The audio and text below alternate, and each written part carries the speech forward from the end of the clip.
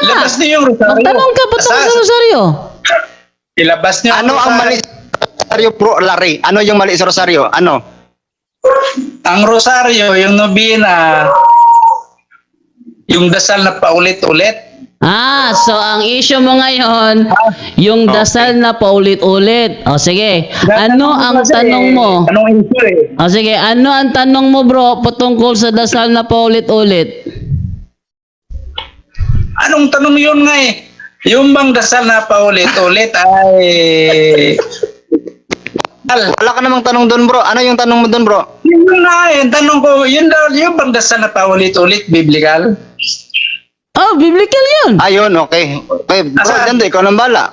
Tanong na yun. Biblical yun. O sige, patunayan mo. Ito, babasa ko talata ha. Makinig ka kung paulit-ulit ba.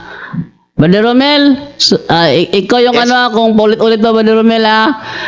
Sundan mo okay. na lang ako. Ang dating Biblia, awit 136.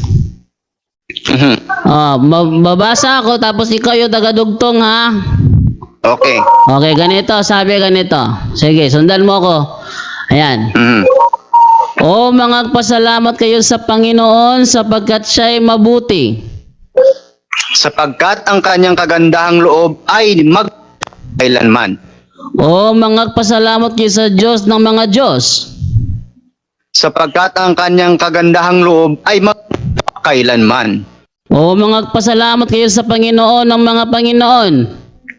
Sapagkat ang kanyang kagandahang loob ay magpakailanman. Sa Kanya na gumagawang mag-isa ng mga dakilang kababalaghan. Sapagkat ang kanyang kagandahang loob ay magpakailanman. Sa Kanya na gumawa ng mga langit sa pamamagitan ng unawa. Sapagkat ang kanyang kagandahang loob ay magpakailanman. Sa Kanya na naglatag ng lupa sa ibabaw ng tubig.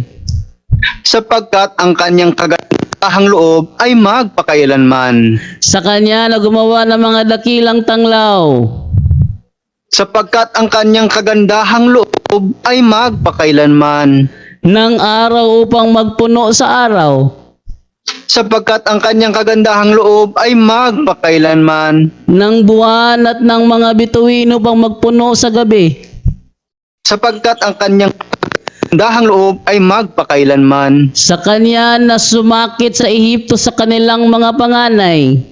Sapagkat ang kanyang kagandahang loob ay magpakailanman. Ayun, kung tatapusin natin yan, Brother Romel, hanggang sa dulo, paulit-ulit lang eh. Yes, exactly. Tanong, mali ba to, Brother Larry? Saan nyo ba nababasa yan? Ito, tanongin mo sa Bro Janto kung mali. Hindi niya pa nabasa pala. Saan nyo ba nababasa? Tanong ko, Awit 136, bro. Saan nyo ba nababasa sa New Testament o sa Old Testament yan? Old Testament, bro. Sa Biblia. Ito, tanong ko sa'yo, ito bang binasa namin ngayon, paulit-ulit o hindi? Utos ba niya ano yan? Hindi, sumagot ka. Binabasa nyo? Sumagot ka. Hindi namin tinatanong kung utos ba ito. Ang tanong namin sa'yo, paulit-ulit Walang ba ito? problema dyan. Hindi, sumagot ka kasi. Sumagot ka kasi. Binasa nga namin eh. Itong binasa ba namin ngayon, alam ng dating daan na ang awit ay dasal. Dasal ha? Itong awit ito, dasal ito. Tanong, paulit-ulit ba ito? Yes or no? Wala akong problema dyan kung inuulit-ulit yan. Yes or no? Yes or no? Sagot. Tama ba? Yes. Paulit-ulit ba to? Yes or no?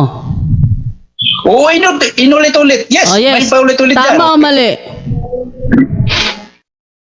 Ang Sagot, Tama o tama mali? o mali? Ay, walang mali dyan. Nakasulat eh. Ayun na, Walang mali. nahulog na. Budget. Ang ginagawa nyo, Budget na. ang ginagawa nyo ang mali kasi hindi nakasulat. Anong mali? Unang-una, ang tanong ko, doon yun sa panahon ng Kristiyano. Sige. Sinagot. Sabi mo. Panahon ng Kristiyano, Bro Janto. Sige. Panahon ng Kristiyano gusto Wait niya. lang. Hindi daw nakasulat, bro, yung ano, bro, yung panalangin. Wait Okay, lang. ama namin Ang tayo. sabi niya, mali daw dahil ang dasal daw hindi nakasulat. Sinasangayonan mo ba, Brother Larry? na isa sa amin sa rosary, yung Our Father? Yes or no? Ano ulit?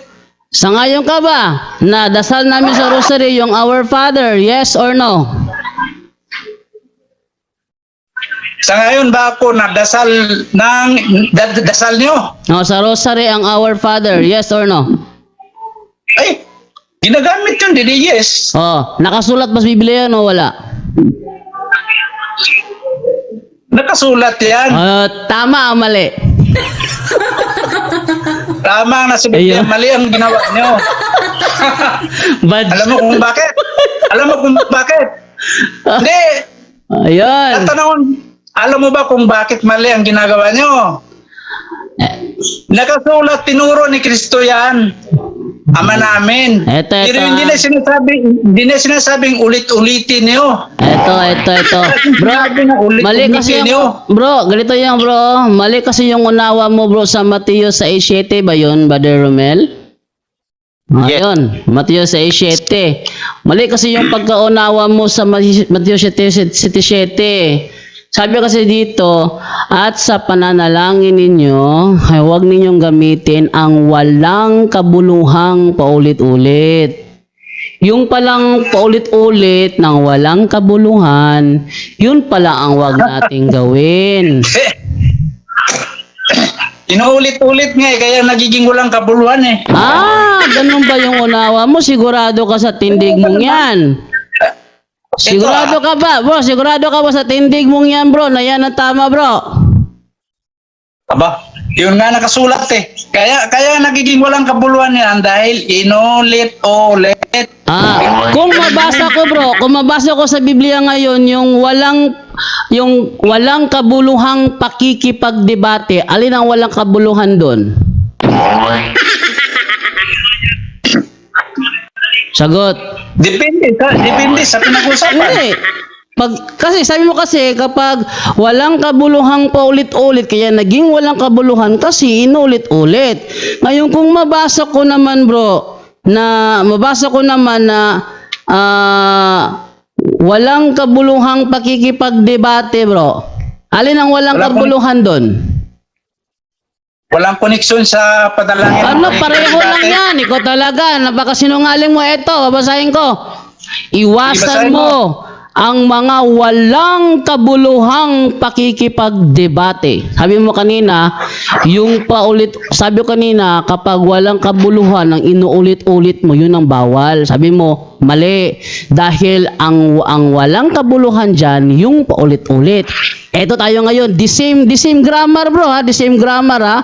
Iwasan mo ang mga walang kabuluhang pakikipagdebate. Tanong ko, sumasangayon ka ba dito na ang walang kabuluhan ay pakikipagdebate? Ang pakikipagdebate na walang kabuluhan, Yun ang bawal. hindi talaga tama. Ayun, yun naman pala eh. So yung paulit-ulit ng walang kabuluhan, yun ang hindi tama. Pero kapag tama naman ang inuulit-ulit, hindi makabuluhan yun. Ikaw talaga. Ano? Makabuluhan yun. Eto ngayon o, kapag ang pagkikipagdebate mo, Sino nagsabi sa'yo? Ikaw. eto nga, isagot mo yung binatay ko. Iba kasi yung pakikipagdebate. Nagtaka nga ako bakit Anong iba? Ito na ngayon o, the same grammar o, walang kabuluhang pagkikipagdebate. Kung tama yung paliwanag mo kanina na naging walang kabuluhan kasi inulit-ulit, and then naging walang kabuluhan din na pagkikipagdebate. Sagot mo yan. Tapos ngayon, babawi ka na naman. Ang issue dyan kasi panalangin na paulit-ulit. Ang hindi. pakikipagdebate, kung walang size, pareho Teka. ng panalangin. The same yan bro, huwag kang sirado ang isip. Meron nang nag-report sa amin na hindi ka tumatanggap ng sagot. Ikaw ang nagsabi mismo kanina, yung walang kabuluhang paulit-ulit, sabi ko, okay lang ulit-ulitin basta makabuluhan. Pag walang kabuluhan, inulit-ulit mo, yun ang bawal. Sabi mo, mali, pinagtawanan mo pa nga ako eh. Sabi mo kasi, Yung paulit-ulit, yun mismo ang walang kabuluhan. Eto ngayon, the same grammar naman. Iwasan mo ang walang kabuluhan pagkikipagdebate. Kung tama yung paliwanag mo kanina, yung paulit-ulit mismo ang walang kabuluhan, then lilitaw sa talatang ito, yung pagkikipagdebate mismo ang walang kabuluhan. Kaso nakikipagdebate ka Kaya biglang nagbago yung tindig mo. Biglang lumiko sa paliwanag namin na ang pagkikipagdebate, kung makabuluhan naman, tama yon. Ngayon, yun ang paliwanag namin. Kaya nahuli ka sa talata mismo, brother. Next question na lang. Hindi. Bro Jando, pwede ba ako magtanong sa iya? Isa lang, bro. Ang pagkikipagdebate, iba yung sa panalangin. Tanggap mo ba? Iba yun naman. Bro Larry, alam mo ba ang Iba Greek ang nung panalangin. Wala kang Bro, iba ang panalangin. alam mo ba ang Greek? Alam mo ba ang ginamit sa Greek doon sa Matthew 6:7? Ano ang Greek doon? Alam mo bro, wag na tayo magbanggit ng Greek. Okay, bro, tinatanong ka niya, bro. Parang napakahusay. Allergy sa bro. Bro, tinatanong ka niya, bro. Ano do sa Greek yung Matthew napakahusay mo sa 6:7? Greek. Hindi naman kayo pinanganak doon. Bro, kasi isa sa paraan para maunawaan. Isa sa paraan. Yes, bro Larry. Isa kasi sa paraan, bro Larry, para hindi kasi ngayong panahon natin napakaraming translation, hindi natin alam alin ang tamang translation. Kaya dapat bumalik ka sa original Greek, no? Kasi ang tamang salin talaga niyan hindi pa ulit-ulit, babbling. Babasahin mo sa NIV, Bro Jando. Okay, yan basahin talaga ko ang sa tamang NIV. salin. Alin ang bawal na panalangin. Matthew 6:7. NIV. Oo. Sige, ito NIV. Anong sabi sa NIV? And when you pray, do not keep on bubbling like pagans. Yan ang tamang salin. Hindi pa ulit-ulit. Bubbling. Ano ba yung bubbling? Yung sounds like yung mga ginagawa ng mga pastor ngayon na nagsalala. Yan mga bubbling words yan. Yan ang pinagbabawal ng Diyos na huwag dapat gawin. Hindi yung paulit-ulit kasi sa Biblia, maging ang Panginoong Jesucristo nagdasal, nagpaulit-ulit din, baka hindi mo alam. Anong talata yan? Bro? Nasa Mateo 26. 26, 44. Okay, 26:44, basahin natin. At muli niya silang iniwan at umalis at nanalangin bilang ikatlo na sinabing muli ang gayon ding mga salita. Nanalangin ang Panginoong Jesucristo, gayon ding salita. Sa hindi masama ang panalangin na paulit-ulit. Nagbase kasi kayo sa maling translation. Ang translation talaga nun, bubbling, hindi paulit-ulit. Kapatid, na sana maunawaan mo. Maraming salamat. Sinasabi ni Kristo dyan. Ano yung sinabi ni Kristo? Inulit nga ni Kristo yung dasal niya, pero hindi naman siya nananatili dyan. Iba yung ginagawa niyo kasi. Yan, Isang oras tradisyon kayo na dyan. naman Isang yan. oras kayo. Tradisyon na paliwanag na naman yan, bro. Yes, ako muna sumabat, bro. Kasi papakinggan ko kayo Sige, go ahead. Huwag ka sumingit. Sige, go Sabihin ahead. ko naman. Ang ginagawa ni Kristo, umaalis siya. Bumabalik. Ulit-ulit, inuulit na yon, hindi naman on time. Diyan na inuulit-ulit. Hindi naman katagayan ng ginagawa niyo Isang oras kayo dyan. Ilang beses nyo sinasabi yung ama namin. Abag inong ilang beses yan. Ang dami. Yun ang paulit-ulit. Yung sinasabi yung dasal ni Kristo, wala masama doon. Interruption, Brother Yando. Yes, Brother Tata, go ahead. Clara, clarification lang sa kanya, Brother Yando. Yung term na paulit-ulit, sa ngayon ka yung the same word? Hindi. Ano? Ang term na paulit-ulit na dasal, sa ngayon ka the same word yun. The same word lang yan. Inuulit-ulit mo yung ganun pa rin sinasabi mo. Yun ang hindi Okay. maganda. The same ba? The same ba yun? The same. The same word ba ang pinaulit-ulit? The same word o ibang salita naman, isang word naman? The same nga yung sinasabi nyo Okay. Yan, the Ang same, ginawa the ni same. Jesus, the same word na pangatlong inulit-ulit, the same yun, hindi the same word. The same man yan sinasabi ni Kristo, pero umaalis siya. Yun. Hindi on time, hindi kagaya na ginagawa niyo. So sa ngayon ka nga, ang pagulit-ulit ng the same word, hindi mali. Dahil yun ginawa ni Jesus, ni Kristo.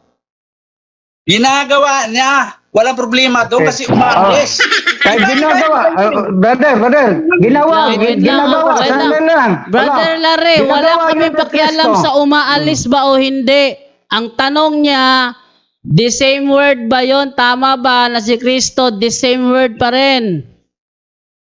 The same nga, walang problema doon. Hindi naman on time na nandyan siya. Isang oras siya nagdadasal, 2 oras. Walang hindi problema, balik, brother. The same word. Okay, the same word. Dahil hindi mali ang pagdasal ng the same word. Sinunod ba yun sa mga NGCI? Hindi. Ano? Sabi mo, hindi mali. Tama yung magdasal na the same word katulad ni Jesus. Sabi mo, okay lang yun. Sinunod yung mga NGCI? Hindi.